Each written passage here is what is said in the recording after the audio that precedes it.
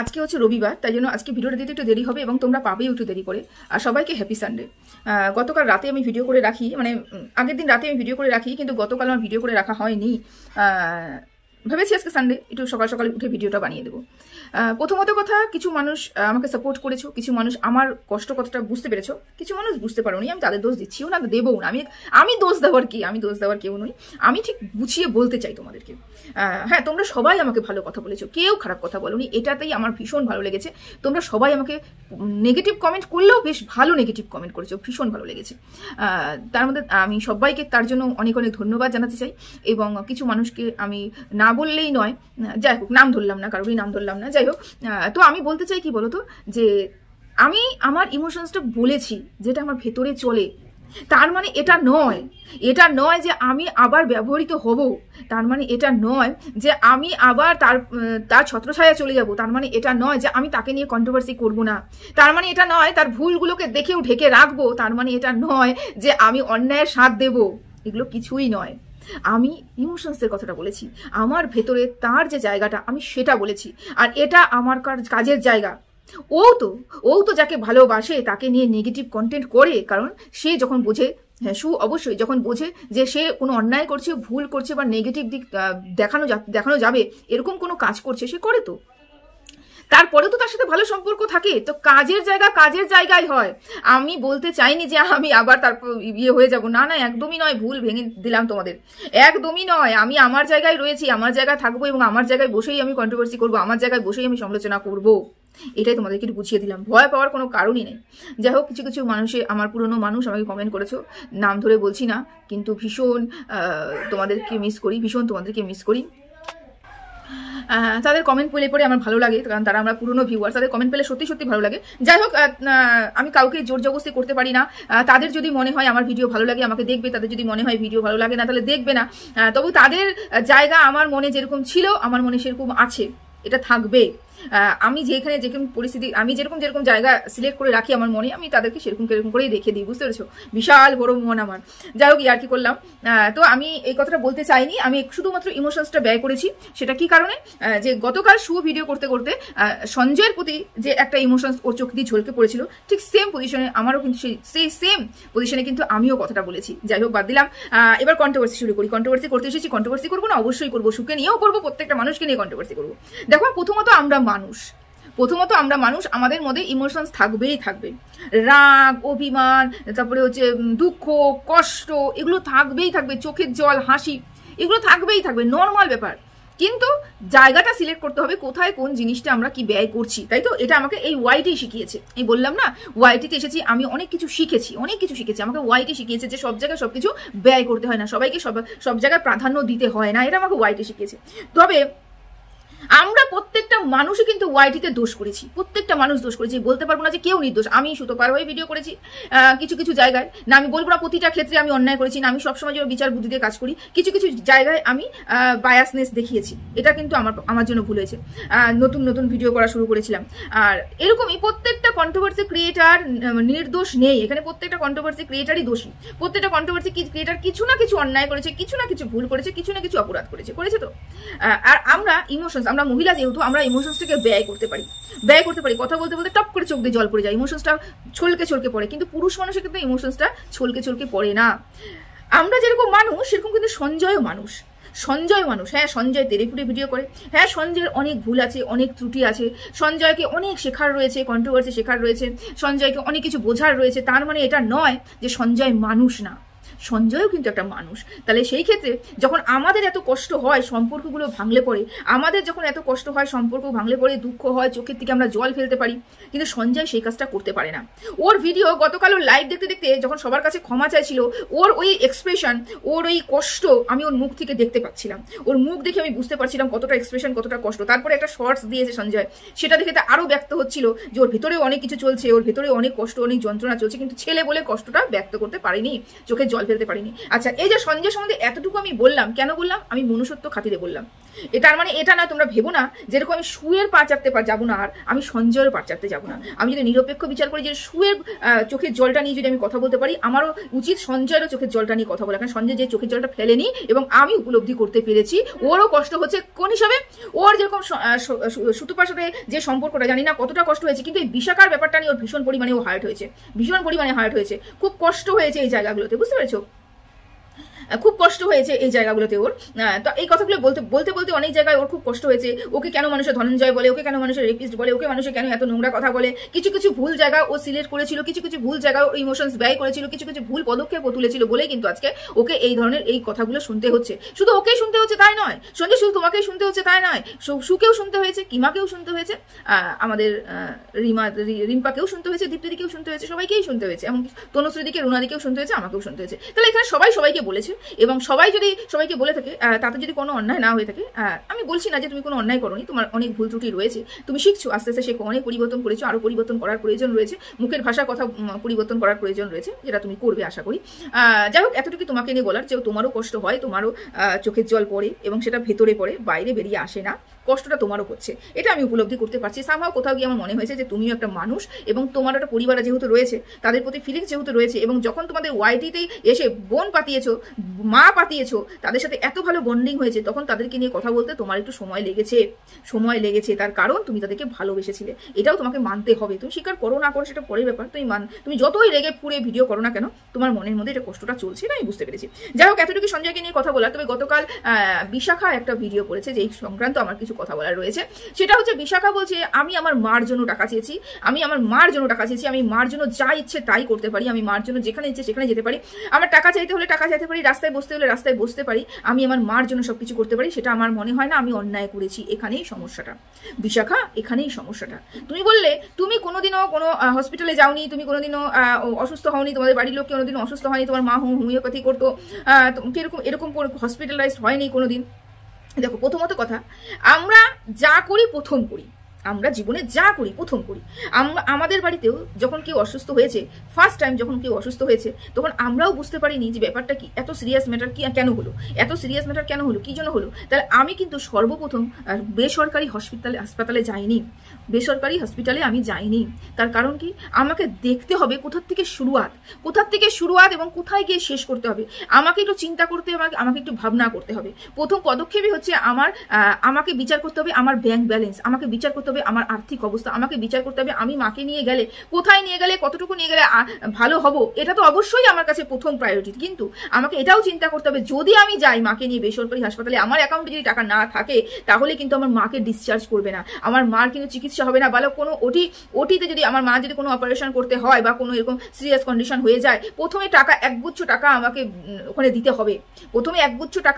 দিতে হবে, তারপরে গিয়ে কিন্তু আমাকে আমার মার ট্রিটমেন্টটা শুরু করবে। এই সব যে বেসিক ধারণা এই বয়সে এসে তোমার রাখা উচিত ছিল। কেউ অসুস্থ হয়নি বলে, কেউ জীবনে কোনোদিন অসুস্থ হয়নি বলে এই জ্ঞানটা তোমার থাকবে না, এই কথাটা আমি মানতে পারলাম না। তুমি কন্ট্রোভার্সির জন্য এসেছো, তুমি কন্ট্রোভার্সি করছো, হ্যাঁ, যার প্রতি তুমি গা ভাসিয়ে দিয়েছো, ভালোবাসার খাতিরে বলেছো, এগুলো পরের ব্যাপার। তুমি কন্ট্রোভার্সি তো করতে বসেছো, নিশ্চয়ই বিচার বুদ্ধি আছে। কন্ট্রোভার্সি যারা করতে বসে, আমি মনে করি তাদের জ্ঞানটা অনেক বেশি থাকা উচিত, অনেক বেশি জ্ঞান থাকা উচিত। তারাই তো কন্ট্রোভার্সি করতে আসবে, তারাই তো একজনকে আরেকজনকে জ্ঞান দিতে পারবে, বলতে পারবে, বুঝিয়ে বলতে পারবে, বোঝার ক্ষমতা থাকা উচিত, তাই না? তো তোমার কি উচিত ছিল, তোমার উচিত কি, মানে এটা নর্মাল ব্যাপার যে তুমি জানবে আমাদের সমাজে বা আমাদের আশেপাশে পরিবেশে এমন কোনো মানুষ নেই যারা জানে না হসপিটালে কি ট্রিটমেন্ট হয় এবং বেসরকারি হসপিটালে কি ট্রিটমেন্ট হয়। প্রচুর খবরের কাগজ দেখেছো, প্রচুর খবর শুনেছো, প্রচুর এরকম এখন যদি খবরের কাগজ নাও দেখে থাকো, খবর যদি তুমি নাও শুনে থাকো, কিন্তু ফেসবুক তো চালাও, ইউটিউব তো চালাও, সেখান থেকে তো তোমার কাছে খবরগুলো আসে। প্রতিদিনও খবর আসছে বেসরকারি হসপিটালে দুর্নীতির সম্বন্ধে খবর আসছে না? আসছে তো, দিনের পর দিন খবর আসছে। এই যে কদিন আগে আরজি করে ব্যাপারটা যখন উঠে এসেছিল, তখন তো প্রচুর দুর্নীতির খবর এসেছিল, কত টাকা নেওয়া হয়, কিভাবে টাকা নেওয়া হয়, মানুষ মরে গেলে পরেও তাকে ইঞ্জেকশন দিয়ে ওকে বাঁচিয়ে রাখা হয়, শরীর গরম করে রাখা, দিনের পর দিন টাকা নষ্ট করা, এগুলো তো আমরা জানি, এটা বেসিক জানা। তো এই কথাটাও কি তুমি জানতে না? এই কথা তুমি বুঝতে পারোনি নাকি? তুমি সত্যি তুমি চাওনি বেসরকারি হসপিটালে তোমার মাকে নিয়ে যেতে? কারণ কি, তুমি বললে আমার মা যদি না বাঁচতো, কে বলেছে যদি না বাঁচতো? কে বলেছে? এমন কি হয়েছিল? শ্বাসকষ্ট হয়েছিল, অক্সিজেন দেওয়া দরকার ছিল। শ্বাসকষ্ট হয়েছিল, প্রাথমিক চিকিৎসা আমার করা প্রয়োজন। প্রথমে আমাকে প্রাথমিক চিকিৎসা করার প্রয়োজন, তারপরে একটা জায়গা স্টেবল যখন হবে তখনই আমি মাকে নিয়ে এদিক ওদিক দৌড়তে পারবো। এই মনস্থিরটা আমাদের প্রথমেই করা উচিত।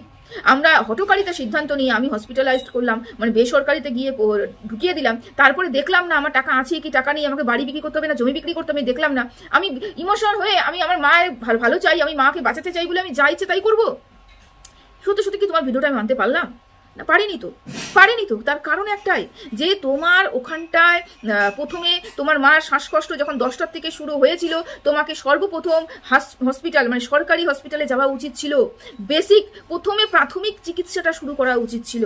প্রাথমিক চিকিৎসা শুরু করার পরে যখন স্টেবল হতো একটুখানি, তখনই যখন ট্রিটমেন্টটা শুরু হতো, আদার্স টেস্টগুলো করা হতো, তখনই কিন্তু রিপোর্ট আসার পরে তোমরা বুঝতে পারতে তোমার মা ওখানে ভালো হবে কি হবে না, তোমার মা ট্রিটমেন্ট হচ্ছে কি হচ্ছে না। তারপরে না হলে তুমি দর্শকদের কাছে বলতে, আগে হসপিটালে ভর্তি করতে, তারপরে দর্শকদের কাছে বলতে আমার মার এখানে ট্রিটমেন্ট হচ্ছে না, আমার কাছে টাকার পয়সা নেই, আমার কাছে তোমরা একটু হেল্প করো, আমি মাকে হসপিটাল এখান থেকে নিয়ে বেসরকারি হাসপাতালে ভর্তি করতে চাই।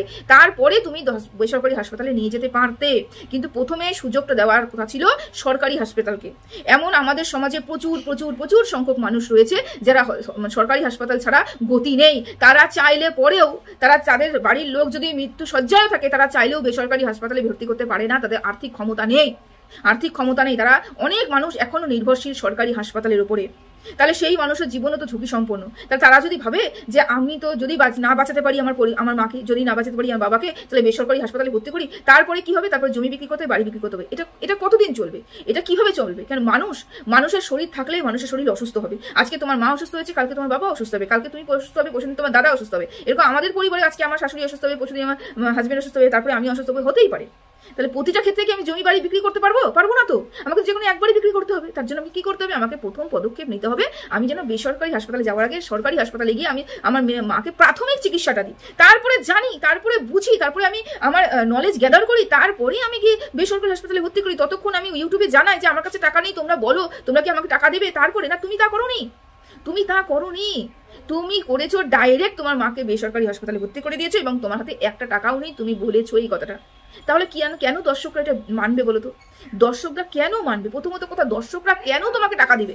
কি হিসাবে তোমাকে টাকা দিবে? কেন টাকা দিবে? টাকা দেওয়ার কোনো মানেই হয় না, প্রশ্নই ওঠে না। ওরা এখানে দর্শক মানে ওরা কন্ট্রোভার্সি শুনতে এসেছে, জানতে এসেছে, বুঝতে এসেছে, আনন্দ নিতে এসেছে। এখানে ওরা টাকা ব্যয় করতে আসেনি। ওদের কাছে এত টাকা নেই যে তোমাকে 10,000, 15,000, 20,000 করে দিতেই থাকবে। নেই ওদের কাছে এত টাকা। থাকলেও বা তোমাদেরকে কেন দেবে? এটা হচ্ছে প্রথম কথা। দ্বিতীয়ত কথা, তুমি তোমার মার জন্য সবকিছু করতে পারো।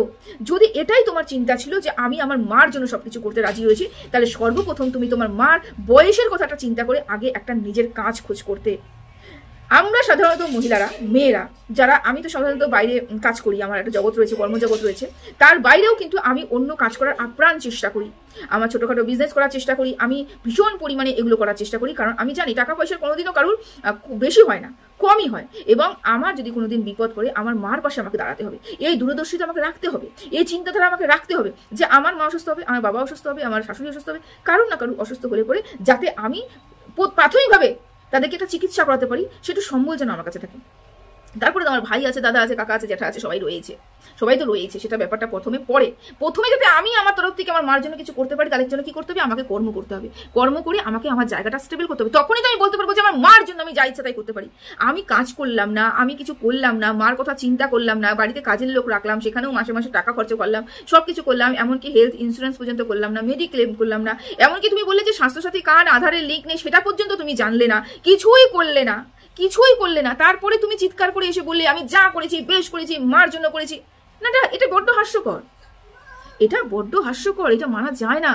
মার জন্য যদি চিন্তা তোমার হতোই, তাহলে আজকে চিন্তা হতো না, তোমার বহুদিন আগের থেকে এই চিন্তাটা হতো যে আমার মার বয়স হচ্ছে, আমার বাবার বয়স হচ্ছে, আমার দাদার ইনকাম দিয়ে সংসার চলছে হয়তো, বা দাদা ইনকাম ঠিক করে করতে পারছে না, তাহলে আমাকে কি করতে হবে? তাহলে আমাকে টাকা ইনকাম করতে হবে, যেইভাবে হোক, হেন তেন প্রকারে হোক, আমাকে একটা কর্ম জোগাড় করতে হবে, আমাকে টাকা ইনকাম করতে হবে, যাতে মার ক্রাইসিসের সময়, মার বিপদের সময়, মার অসুস্থতার সময় আমি আমার সেখান থেকে টাকাটা বের করে মার চিকিৎসাটা করাতে পারি।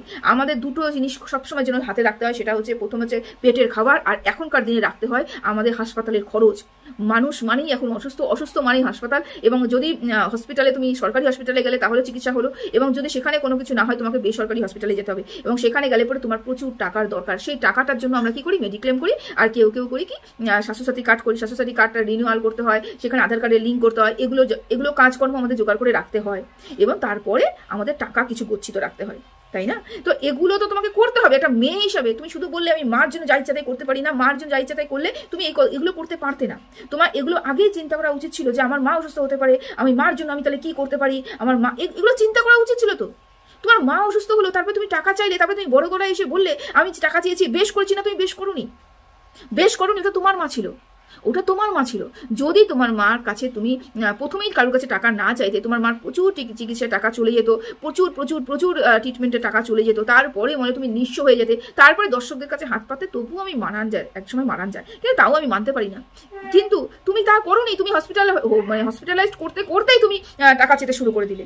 এটা তো মানান যায় না, এটা তো মেনে নেওয়া যায় না, এটা কোনো মতেই মেনে নেওয়া যায় না। তোমার ক্রাইসিসের সময় তুমি টাকা চাইলে তাহলে তো সীমাও তো টাকা চেয়েছিল, সীমার বড় যখন হসপিটালে ভর্তি ছিল সীমাও তো টাকা চেয়েছিল, তাহলে সে কি অন্যায় করেছিল? তাহলে কেন তখন সেই সময়টাতে সীমাকে এত কথা শুনতে হয়েছে? আজও কেন সীমাকে কথা শুনতে হচ্ছে? সুতপাও তো টাকা চেয়েছিল, সুতপাও তো একটা ক্রাইসিস ছিল, তাহলে কেন সুতপাকে আজ এখনো পর্যন্ত ডিজিটাল ভিখারি কথা শুনতে হচ্ছে? কারণ এগুলো অন্যায়। একবার চাও, দুইবার চাও, মুখ দিয়ে বের করো, যাই বের করো, সেটা অন্যায়, সেটা অন্যায় আবদার। আমরা এই আবদারটা করতে পারি না। ওয়াইটি আমার কর্মের জায়গা, আমি আমার কর্ম দিয়ে যতটুকু মানুষের মন জয় করতে পারবো, তারা যতটুকু ভিউজ দেবে তার থেকে যতটুকু ইনকাম হবে, বাইরে আমার একটা জগৎ আমাকে তৈরি করতে হবে।